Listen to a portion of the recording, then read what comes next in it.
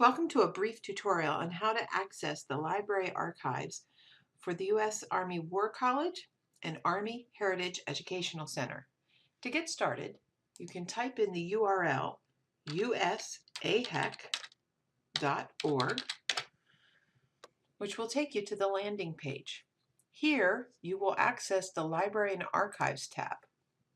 Unless you are a student, faculty, or staff member, you'll be searching the archives using the Other Patrons tab. You can see at the beginning of your searching, you have some databases to choose from: the library catalog, the digital collections, student papers, or search all at once.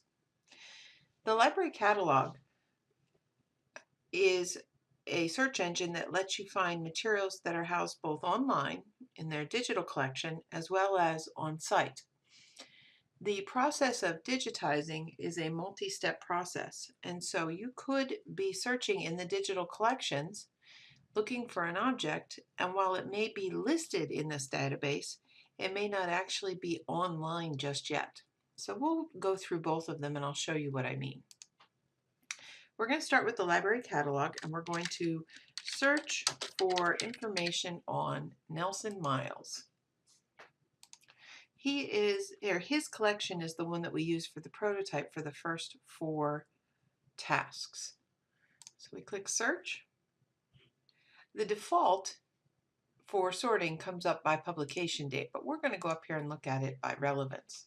And when we do, you'll see that there are some collections labeled Nelson A. Miles. There's a photograph collection and there's a manuscript or papers collection. These are well, if we want to know where they are housed, we'll look over here under availability. Both collections happen to be in Ridgeway Hall, which means in order to access them, you're going to have to go on site and use the research library. To do that, you just need to stop in, get yourself a library card, and then you can request the materials one box at a time, and you can then pull the box out and actually look at a lot of the materials that I'm going to show you that are listed in these boxes. In many cases, you might see that a finding aid is listed with a collection. So in this particular case, for the papers, there is a finding aid, and when we click on it, it gives you an overview of what's in the collection. So these are his papers, an inventory of his papers.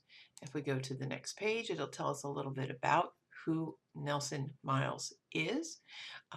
He was a soldier, and his career spanned many decades. He started during the Civil War and actually was in the Spanish-American War and the Philippine insurrection, and he retired.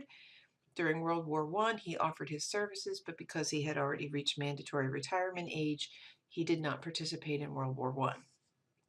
There are also some materials in this collection that are specific to his son, Sherman Miles, so you also get a brief biography of who he is.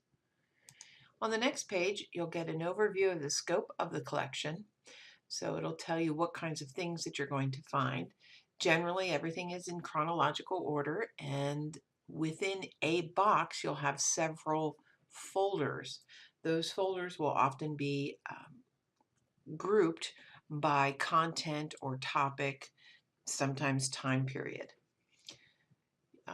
You can see down here what kinds of restrictions for access have been placed on the collections, and there are none on this particular collection, which means you can go in, request a box, and sit down in the research library and look at each of these primary documents.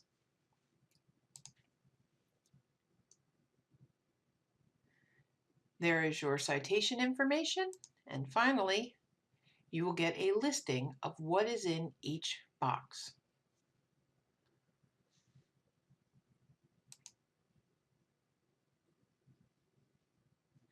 So for Nelson Miles, box 1 has 18 folders.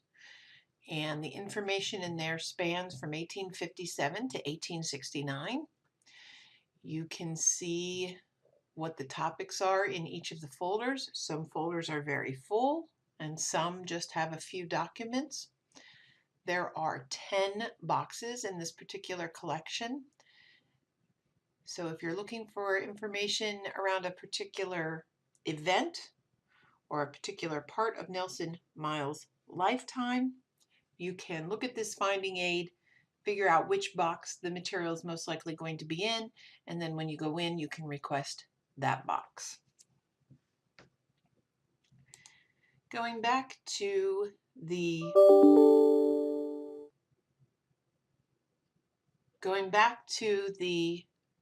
research catalog, we could also look at the digital collections. We can either browse the collections, which I'm going to click on here in a second, or we could put Nelson Miles in here and see what comes up. But if we browse the collections, you'll see that some collections are organized by the type of items that are in the collection. There's a group of finding aids, which I already showed you. There's finding aids for manuscript collections as well as photograph collections. If there's a particular era or topic that you're looking for, you can search within that particular collection. When you click on digital collections and you do a search, the default is to search all collections.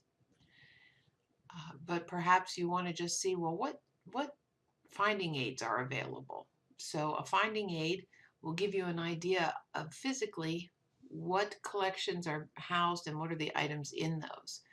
So you can see as I scroll down, these are likely all different types of collections. For instance, Richard Agaton, if you click on his, it's going to look very similar to what we found for Nelson Miles.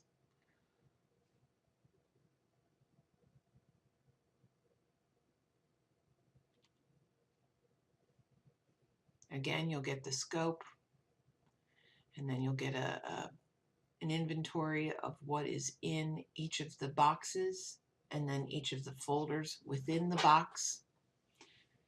Depending upon who put the collection together, sometimes they are organized a little differently. You can see in this particular case, there are many more details about the specific items that are in each folder.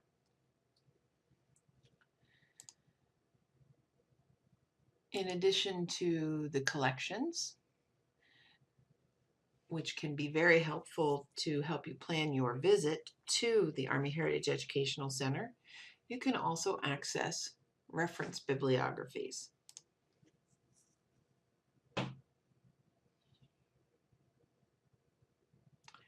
And of course, this is a listing of all of the resources around either specific topics or subjects or people, etc.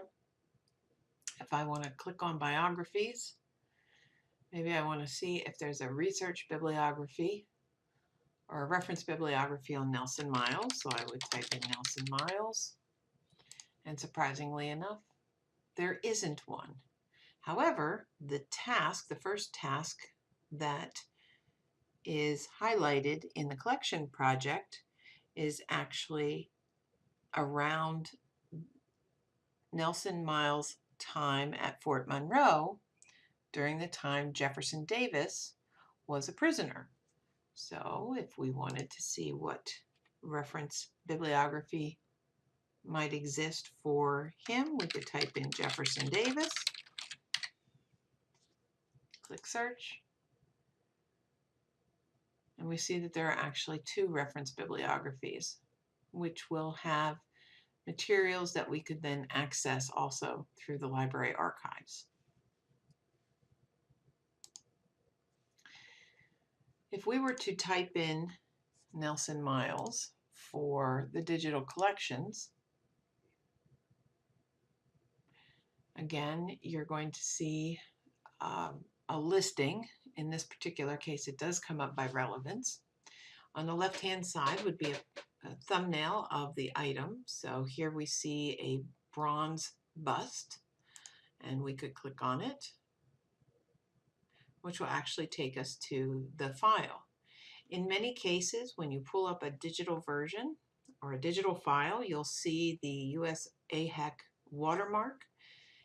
You can request copies from the Army Heritage Educational Center for educational purposes if you wanted to have copies of them in your classroom to allow students to look at them so you can get them without the watermark.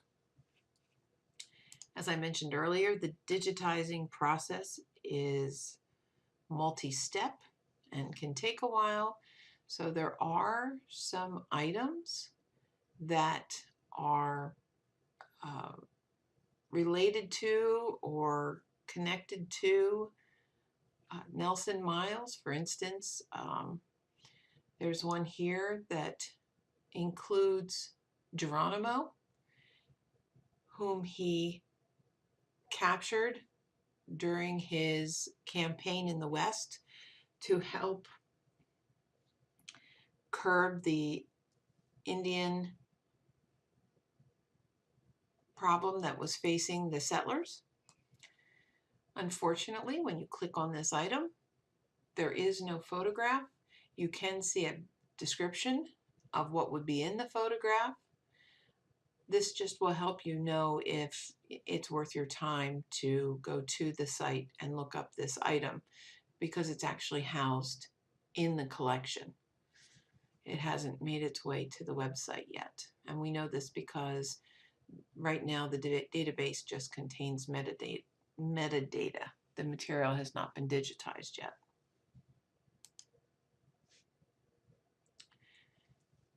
So when you're considering using the materials, you can browse through the collections to see what collections there are that may support your either content or the skills that you are developing within your content. And this process can be very helpful to let you know what kinds of materials are available.